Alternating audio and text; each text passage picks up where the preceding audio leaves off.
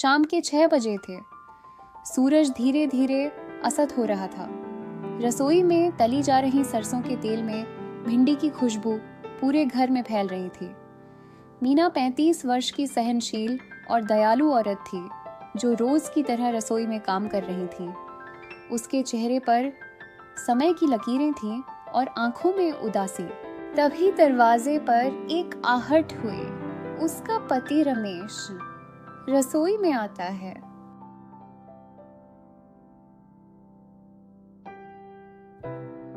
मीना, मुझे तुमसे कुछ बात करनी है। हाँ बोलिए। वैसे खाना लगभग तैयार है, मैं बस परोसने वाली ही थी।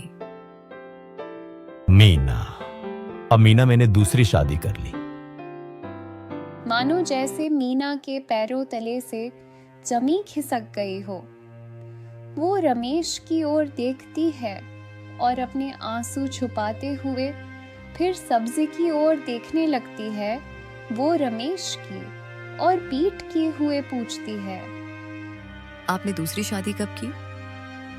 पिछले महीने। उसका नाम आरती है और वो प्रेग्नेंट है।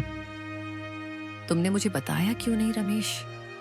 पिछले 15 सालों से इस घर में हूं, तुम्हारे बच्चों की मां हूं। क्या मैं सिर्फ तुम्हारी जिम्मेदारी थी और कुछ नहीं? मीना, मैंने जानबूझकर नहीं किया। आरती के साथ ये सब गलती से हो गया। जब पता चला वो प्रेग्नेंट है तो मुझे उसे अपनाना पड़ा।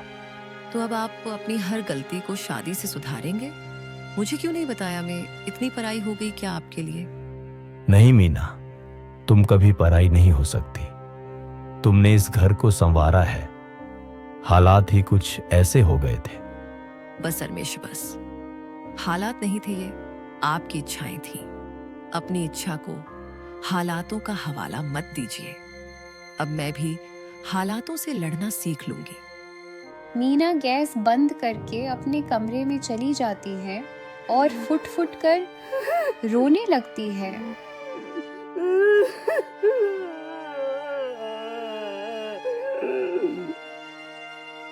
हे भगवान, ये क्या हो गया? एक ही पल में मेरा बसा बसाया घर टूट गया। रमेश ने मुझे धोखा दे दिया। पाप करने से पहले उसे एक बार भी मेरा ख्याल नहीं आया। अगले दिन सुबह मीना घर के काम निपटाकर, बच्चों को स्कूल भेजकर, नहा के बाहर आंगन में तुलसी के पौधे को पानी दे रही थी। तभी बाहर एक गाड़ी आकर रुकती है। उस गाड़ी में से रमेश और आरती बाहर निकलते हैं। आरती का पेट थोड़ा उभरा हुआ था। वो दोनों आंगन में आते हैं। मीना उन्हें देख रही होती है और उनके पास आती है। अच्छा, तो ये है आपकी दूसरी अर्धांगिनी? मीना, ये आरती है। नमस्ते दीदी, कैसी हैं आप? नमस्ते बाद में। पहले चप्पल उतरो। मेरे घर में मिट्टी नहीं आनी चाहिए। अंदर जाते ही दाएं और पहला कमरा खाली है, तुम उसी में रहोगी।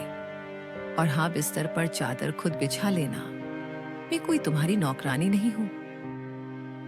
आरती कुछ नहीं बोलती, चुपचाप सिर हिलाती है और अंदर कमरे में चली जाती है। कमरे में जाकर वो जमीन पर ही बैठ जाती है और उसकी आंखें भर आती हैं।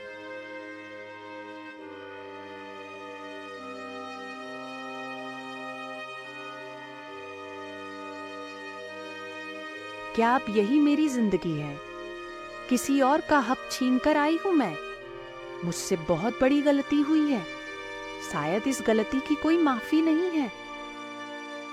3 दिन हो चुके थे आरती को इस घर में आए। रमेश ऑफिस चला जाता, बच्चे स्कूल चले जाते और दोनों औरतें, मीना और आरती, एक ही छत के नीचे मगर 2 अलग अलग दुनियाओं में लिपटी हुई। मीना अब भी पहले की तरह घर संभालती, खाना बनाती, बच्चों को स्कूल भेजती, लेकिन उसके चेहरे की रौनक कहीं खो गई। दूसरी ओर आरती कमरे में एक कोने में बैठी रहती।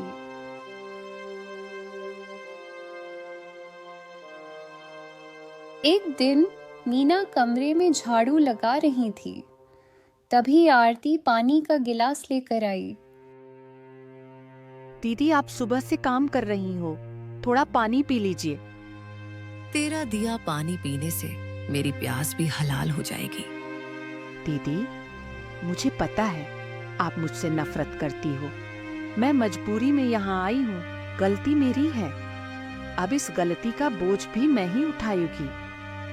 बोझ? किसका बोझ? रमेश का? तेरा? या इस बच्चे का जो इस दुनिया में आने वाला है? मुझे मत सिखा आरती, तुम पर रहम करना। 20 साल से रमेश की हर गलती को सहन करती आई हूं, लेकिन आज उसने मेरी आत्मा पर चोट दी है। आपके सामने में कुछ नहीं दीदी, आप तो इस घर की लक्ष्मी हो दीदी। मैं तो बस एक परछाई हूँ। औरत होकर भी एक औरत की छाया बन जाना, इससे बड़ा दुख क्या होगा। रात को जब रमेश खाना खाने बैठता है तो टेबल पर 2 थालियां होती हैं। एक में सादी दाल और दूसरी में मटर पनीर होता है। अरे, ये मटर पनीर किसने बनाया? रमेश जी, ये मैंने बनाया है, आपको बहुत पसंद है ना? अब स्वाद भी बदल गया तुम्हारा। क्या करें, पुरानी बीवियों को तो दाल ही रचती है। मीना, तुम कब तक तानों से बात करेगी? जब तक मेरे दर्द की तासीर बनी रहेगी। माहौल में खामोशी बन गई। आरती ने थाली उठाई और चुपचाप अपने कमरे में चली गई और खाना खाने लगी। मीना भी अपने कमरे में चली गई और कहने लगी, क्या मैं उन लोगों को कभी माफ कर पाऊंगी?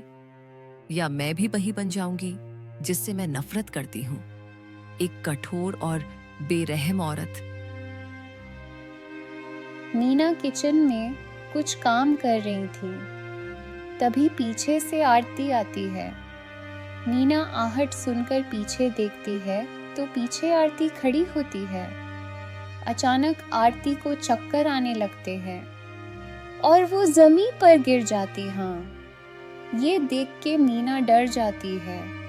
आरती, ये क्या हुआ तुम्हें? ओ गॉड, कहीं इसे कुछ हो ना जाए। मैं इसको इसके कमरे में ले जाती हूँ। मीना आरती को अपने कंधे का सहारा देकर कमरे में ले जाती है। आरती, अगर कुछ चाहिए था और चक्कर आ रहे थे तो मुझे बता देती। इतनी जोर से गिरी थी तुम, अगर कुछ हो जाता तो। वैसे तुम किचन में क्यों आ रही थी? कुछ चाहिए था तुम्हें? और तुम्हें चक्कर क्यों आ रहे हैं आज? दीदी, आप अकेले काम कर रही थी, मैं आपकी मदद करना चाहती थी। चक्कर इसलिए आ रहे थे क्यों कि कल से कुछ खाया नहीं। आप नाराज थी ना, तो मन नहीं किया खाने को। तू पागल है क्या? इस हालत में भूखी रही? दीदी, आप नाराज थी, अकेले खाने में शर्म आती है। आपको दुखी करके मैं खाना कैसे खा सकती हूँ?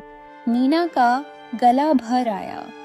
उसने नीलू का सिर अपनी गोद में रखा और उसके बालों को सराहने लगी। तू बहुत बड़ी बेवकूफ है। शायद मैं भी एक कठोर औरत बन गई हूँ। नहीं दीदी, आप सिर्फ टूटी हुई हो, और मैं जानती हूँ टूटी चीज सबसे ज्यादा चुभती है। उस दिन मीना ने पहली बार आरती के लिए खिचड़ी बनाई।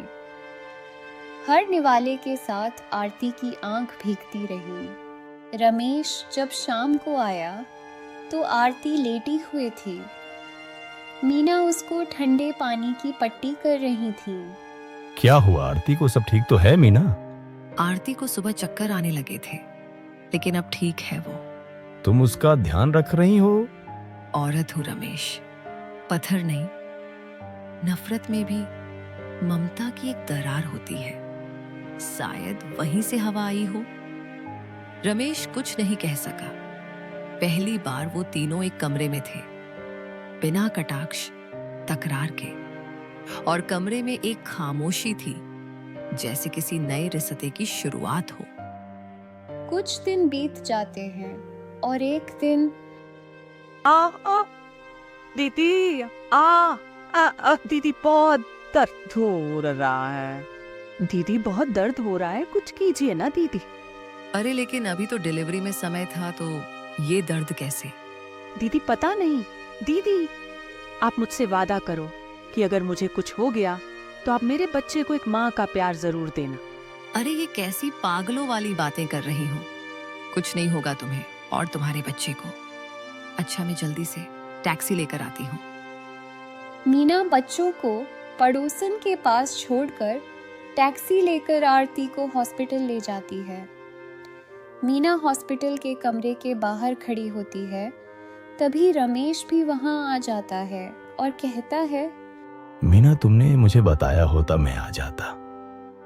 तुम्हें अकेले कितनी परेशानी हुई होगी। तुम्हें बताने का समय नहीं था।